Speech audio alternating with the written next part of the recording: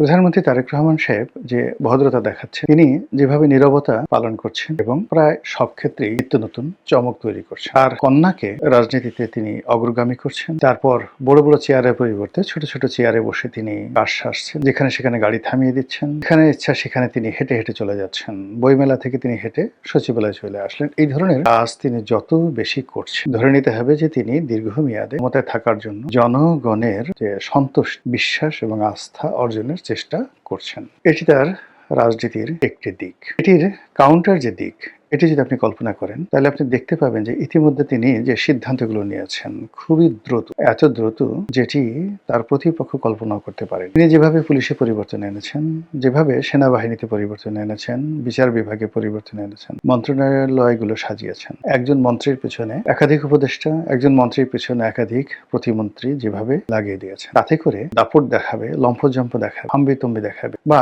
মন্ত্রীরা খুব ক্ষমতাধর হয়ে পড়বে মনে হচ্ছে না। অবস্থা দৃষ্টি মনে হচ্ছে কঠোরতার দিক থেকে তিনি আলাউদ্দিন খিলজির নীতি অনুসরণ করেন। আলাউদ্দিন খিলজি, সম্রাট আলাউদ্দিন খিলজি এবং গিয়াসউদ্দিন বলবনকে বলা হয় ভারতবর্ষের ইতিহাসের সবচেয়ে কঠোর শাসক। তারা তাদের পুরো রাজত্বকে গোয়েন্দা নেটওয়ার্কে আবদ্ধ করে ফেলেছিলেন এবং তাদের মন্ত্রীরা একে অপরের বাসায় দাওয়াত পর্যন্ত খেতে পারতেন। তাদের পারস্পরিক মেলামেশা বন্ধ হচ্ছে, এরকম একটি অবস্থা, এবং তার সুফলও তারা পেয়েছিলেন। আবার অন্যদিকে তিনি যে বিনম্রতা দেখাচ্ছেন, ভদ্রতা দেখাচ্ছেন, এটি দিল্লির শাসক নাসিরউদ্দিন শাহের মতো। আপনারা জানেন গিয়াসউদ্দিন বলবনের মেয়ের জামাই যে দিল্লির সম্রাট নাসিরউদ্দিন শাহ নিজের হাতে রান্না করতে গিয়ে হাত পুড়িয়ে ফেলতেন। তার স্ত্রী একটা দাসী চেয়েছিল, তিনি সেটা দিতে পারেননি, বললেন যে ঠিক আছে, তুমি যেহেতু রান্না করতে পারছো না, আমি রান্না করবো। এরকম নরম প্রকৃতির মানুষ ছিলেন। তো তারেক রহমান সাহেব তার চরিত্রে দিল্লির বাদশাহ নাসিরউদ্দিন আর একই সঙ্গে গিয়াসউদ্দিন বলবন এবং আলাউদ্দিন খিলজির কঠোরতা তিনি অবলম্বন করছেন। তিনি অবস্থা দৃষ্টি মনে হচ্ছে তার অতীতকে ভুলেননি, যার সঙ্গে তার ভালোবাসা ছিল, বিশ্বস্ততা ছিল, এবং এই ভালোবাসাগুলো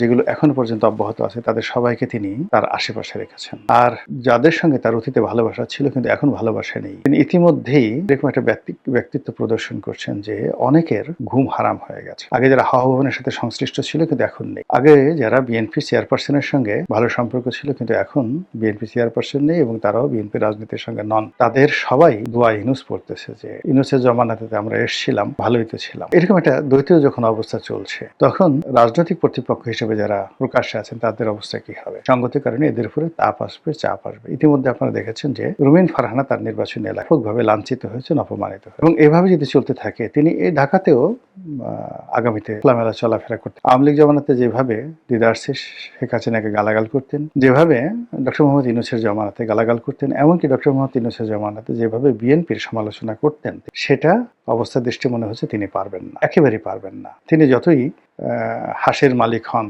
হাঁসকে আদর করেন, যতই তিনি রায়বাগানি হন, রাষ্ট্রশক্তির সঙ্গে আসলে পারা যায়। আর তিনি এমন একটা অবস্থায় পৌঁছে গেছেন, সব কথা, তিনি আমার খুব স্নেহভাজন ছোট বোন, সব কথা বলা যাবে না, তিনি খুব ভালো করে যান। তার ব্যক্তিগত জীবন, তার পারিবারিক জীবন, তার রাজনৈতিক জীবন বিএনপির সাথে এমন জটিলতা তৈরি করেছে, সেই জটিলতার সঙ্গে অনেক কিছু জড়িত, এটি তিনি রাতারাতি সমাধান করতে পারবেন, মরে গেলেও তিনি সমাধান করতে পারবেন। আজ জাহিদকে, ডাক্তার জাহিদ, যে তাকে যে মন্ত্রী পরিষদে নেওয়া হলো, উপদেষ্টা মন্ডলীতে নেওয়া হলো, মূলত রুমিন ফারহানাকে অপমান করার। আপনারা তো সবাই জানেন যে ডাক্তার জাহিদের সাথে রুমিন ফারহানার যে একটা স্ক্যান্ডাল, এটি নিয়ে মানে রুমিন ফারহানা বা জাহিদ কেউ কোনো কথা বলেন, কিন্তু এই স্ক্যান্ডালটা সারা বাংলাদেশে মশহুর হয়ে গেছে। তার প্রেক্ষিতে রুমিন ফারহানা নদীর ওপারে আর অপর পারে জাহিদকে যখনই তুলে ধরা হলো, হিমালয়ের চূড়ায় বসানো হলো, এটা রুমিন ফারহানাকে অপমান করার জন্য।